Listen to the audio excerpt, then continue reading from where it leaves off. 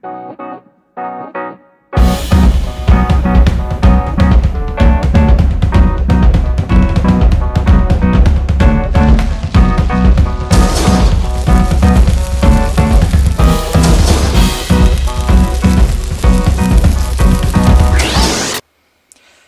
everyone, and welcome to The 3rd Wall's TV Reviews, the series of videos where I talk about comic and geek culture-related TV shows.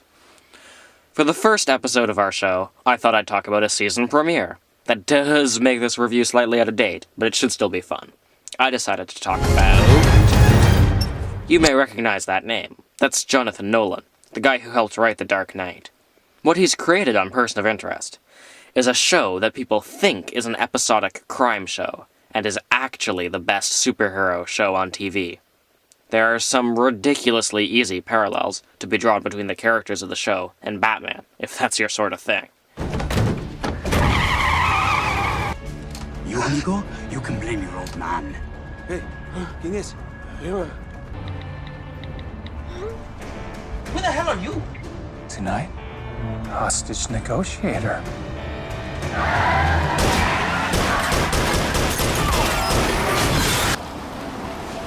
You're welcome.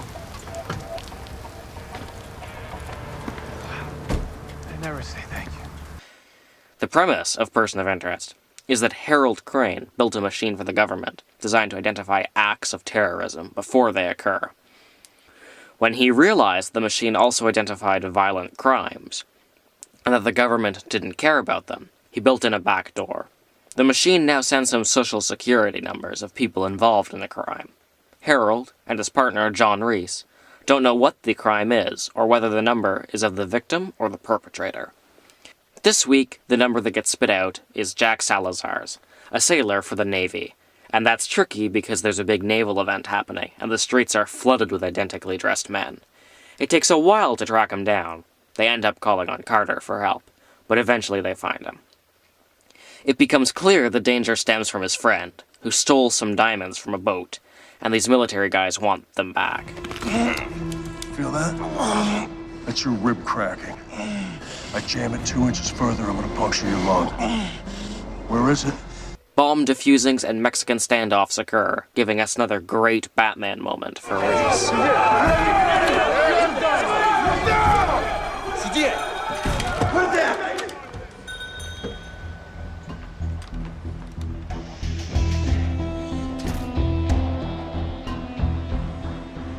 I'm sorry. Are you guys closed? Of course, this hasn't upset the reigning champion of Batman moments on the show. Oh, looks like Butcher here is gonna eat well tonight. Nice dog. Belgian Malinois.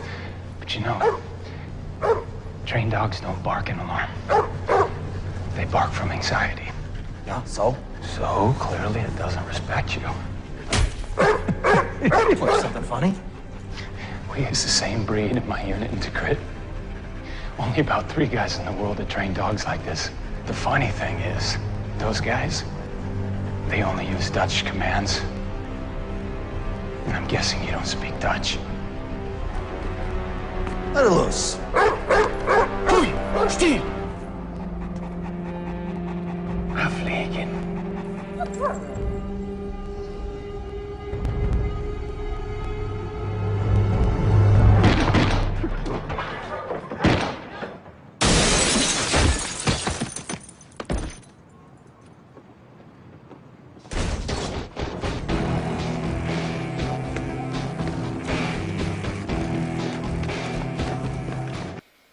Spoiler alert, our heroes win this episode. They save everyone, but we do get some interesting hints for the future of the season.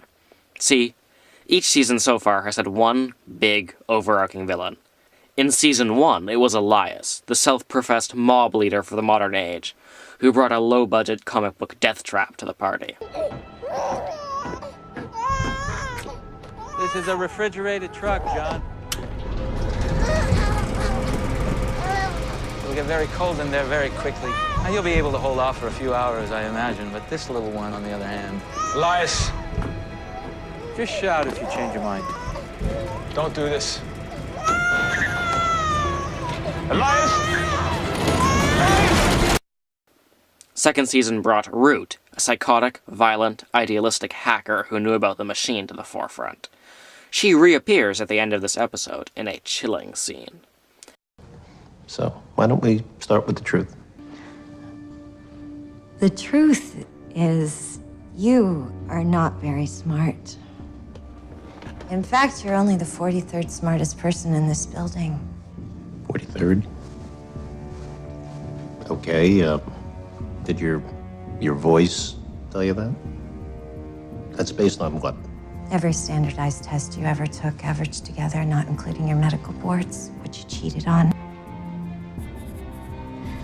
The truth is, God is 11 years old. That she was born on New Year's Day, 2002 in Manhattan. The truth is, I'm stuck here for now. And the only dialogue you need to be worried about is between me and her, which is why you might want to give me my phone back. Because I'm having an argument. Would you like to know the truth, Doctor? About what we're arguing over?